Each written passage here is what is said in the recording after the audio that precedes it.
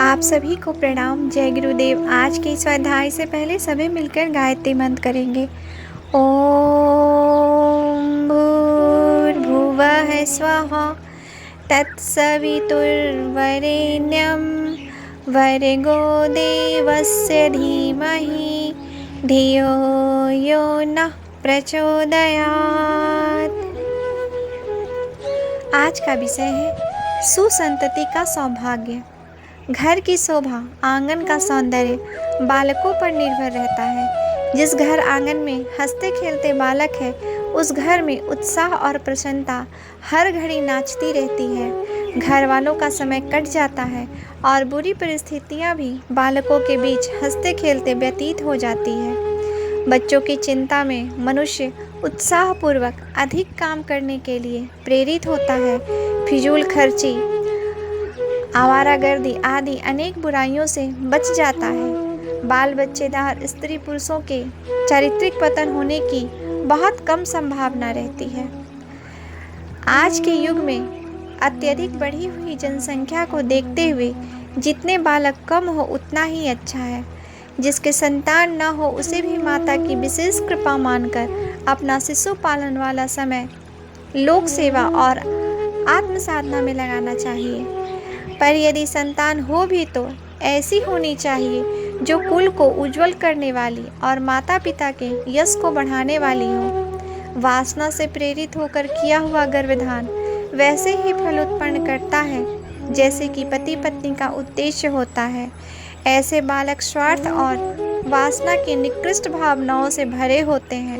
वे छोटेपन से ही अवज्ञाकारी और दुर्गुणी होते हैं और बड़े होने पर माता को अपमान, शोषण, कष्ट एवं अपयश ही देते हैं। ऐसी संतान पर माता पिता ने जो त्याग किया था उसका स्मरण करके उन्हें अपने श्रम की निरर्थकता पर और असफलता पर भारी खेद होता है। तब वे कहते हैं कि कुपात्र संतान होने से संतान रहित रहना 1000 गुना अच्छा है। ऐसी विषम परिस्थिति में गायत्री उपासक को नहीं पढ़ना पड़ता। उनके विचार उच्च कोटि के होने से संतान भी वैसी मनोभूमि लेकर आती है।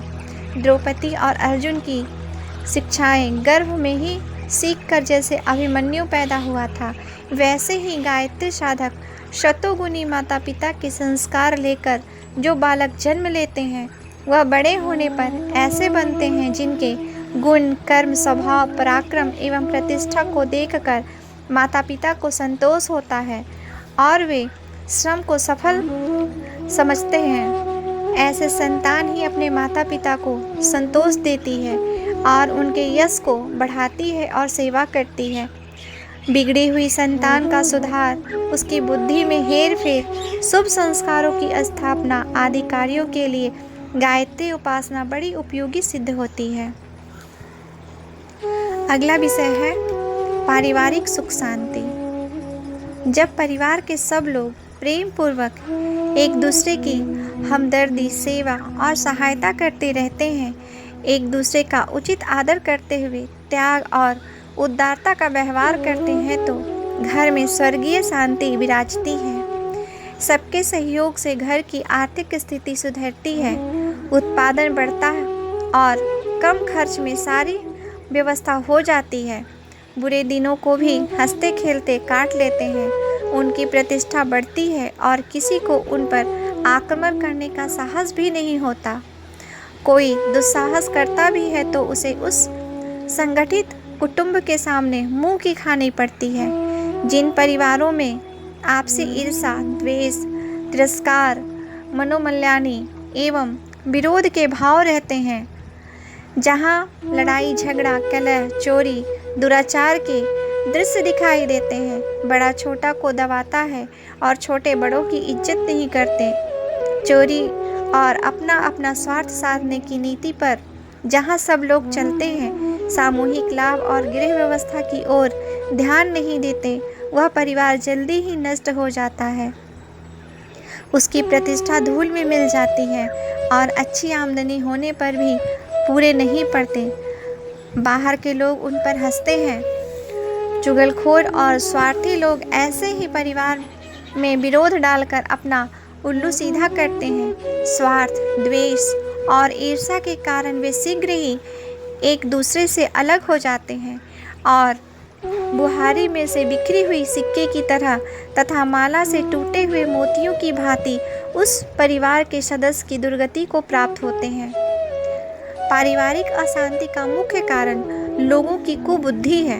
अन्य कारणों को तो आसानी से सुलझाया जा सकता है, पर कुबुद्धि रूपी बिचासनी ऐसी प्रचंड है कि यह छुड़ाई नहीं छूटती। जिसके पीछे यह दुष्ट लग जाती है उसे चैन नहीं लेने देती और उसके समीप रहने वाले संबंधित लोगों को भी त्रास पाते हैं। घर में एक दो आदमी भी कुबुद्धि के हों तो वे शांति प्रिय लोगों को भी चैन से नहीं बैठने देते और अकारण सबको दुखी होना पड़ता है। गायत्री उपासना करने वाले की बुद्धि शुद्ध होती है। जिस घर में गायत्री की पूजा, उपासना, यज्ञ, स्वाध्याय, जप, तप आदि का आयोजन होता रहता है, वहाँ सद्बुद्धि का स्वाभाविक प्रकाश होता है और उस परिवार में विघटनकारी तत्व एवं दुर्गुण अपने आप कम होते हैं। ऐसे धार्मिक परिवार में सदा सब प्रकार की शांति विराजती देखी गई है। आज का विषय है सद्गति और जीवन मुक्ति। आत्मा को परमात्मा में मिला देना, जोड़ देना, यही योग का उद्देश्य है। परमात्मा से बिछड़ी हुई आत्मा जब तक अपने उद्गम केंद्र में नहीं मिल जाती तब तक वह माता से बिछड़े बच्चे की तरह दुखी और अशांत रहती है। जन्म मरण के चक्र में नाचता हुआ जीव 84 लाख योनियों में फिरता रहता है और नाना प्रकार के त्रास सहता हुआ वासना और कामना के संस्कारों में बंध कर घसीटता रहता है। इस दुर्व्यवस्था से त्राण पाने के लिए आध्यात्मिक साधना का पथ है। योगी लोग संसार का त्याग करके अत्यंत कष्ट साध्य तपश्चर्या करते हैं, जिससे भव बंधनों को काट कर परमात्मा को प्राप्त कर सके। सत्संग, स्वाध्याय, कथा, जप, यज्ञ, तीर्थ, दान आदि में यही उद्देश्य प्रधान रहता है कि बंधनों से छुटकारा प्राप्त करके आत्मा अपने उद्गम केंद्र परमात्मा का साक्षात्कार कर सके, उनमें लीन हो सके। यही जीवन का परम लक्ष्य है। मुक्ति को ही सबसे बड़ा पुरुषार्थ माना गया है। जिसने यह सफलता प्राप्त कर ली, समझना चाहिए कि उसने जीवन लाभ पा लिया, वह धन्य हो गया। उधर गति के लिए जितने भी साधन हैं उनमें गायत्री उपासना सर्वश्रेष्ठ है। जैसे बंधी हुई कली सूर्य की उष्णता पाकर आप खुलने लगती है और थोड़े ही काल में सुविकसित पुष्प बन जाती है, उसी प्रकार आत्मा के बंधन भी गायत्री से अपने आप खुलने लगते हैं और अंतर्भूमिका विकसित होकर कुछ समय में उस स्थिति पर पहुंच जाती है जिसे परमहंस गति, सिद्धावस्था, समाधि, आत्म साक्षात्कार, बंधन मुक्ति, ईश्वर प्राप्ति, ब्रह्म निर्माण या परमानंद कहते हैं। सदन कसाई, गणिका, अजामिल, हिरण्यकश्यपु आदि दुष्टों का उद्धार हुआ था। सबरी, अहिल्या, द्रौपदी, वृंदा आदि नारियां और जटायु, निषाद, नरसी जैसे साधारण श्रेणी के जीव सद्गति को प्राप्त हुए। ऐसे भगवत कृपा जिससे स्वल्प प्रयास में ही जीव तर जाए, गायत्री माता के अनुग्रह से प्राप्त हो जाती है। आज ये पुस्तक समाप्त हो गई है। आप सभी को यह पुस्तक बहुत अच्छी लगी होगी और इस पुस्तक से जो हमें सीखने के लिए मिला है, समझने के लिए मिला है, मुझे लगता है इससे अच्छा और कुछ भी नहीं हो सकता है। इसलिए आप सभी से मेरा निवेदन है कि इस पुस्तक को अच्छी तरह से दोबारा से अगर समझना चाहें तो स्वाध्याय दोबारा करें, सुने, समझें और इसको गायत्री को अपने जीवन में ज़रूर उतारें। आज के लिए यहीं तक। आप सभी को प्रणाम। जय गुरुदेव। अगला पुस्तक हम सभी पढ़ेंगे गायत्री का सूर्य प्रस्थान।